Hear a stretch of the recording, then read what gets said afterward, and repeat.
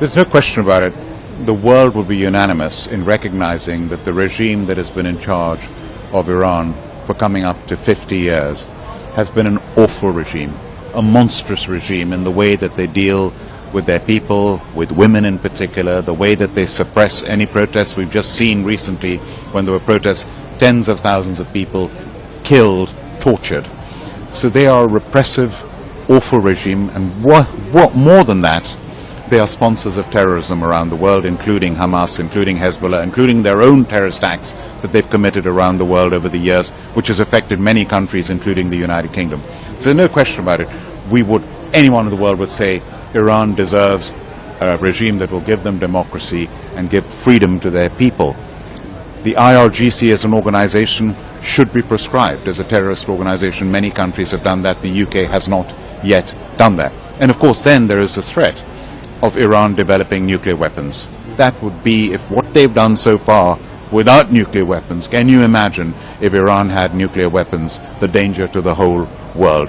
And so we've all been trying to stop Iran developing nuclear weapons.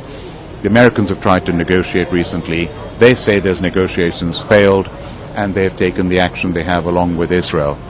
Now, fact is, any conflict like that doesn't just affect the countries involved in that conflict, it affects everybody. What we did not predict was when Iran retaliated, it didn't just retaliate against Iran or the United States of America, it attacked the neighboring countries, including the GCC countries, including Saudi Arabia, including Jordan, including the UAE. So it's now made an enemy of its neighbors, along with Israel, along with the United States of America.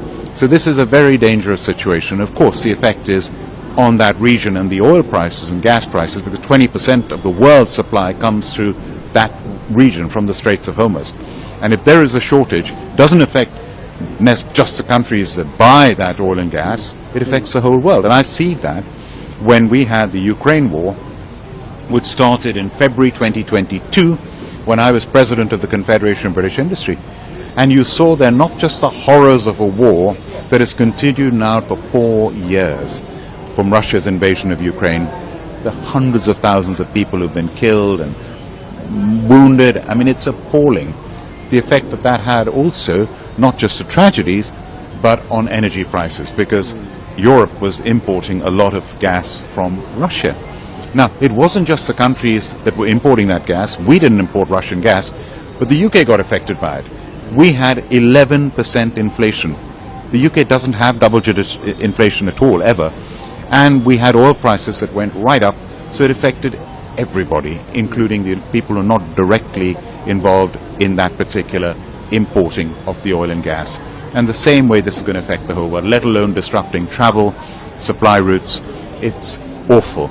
So we've seen what's happened before, just a few years ago. We don't want it happening all over again. And that's why any conflict, the sooner it can finish, the better. And the sooner the Iranian people can have freedom and real democracy, the world will celebrate, because it's a great country with great potential.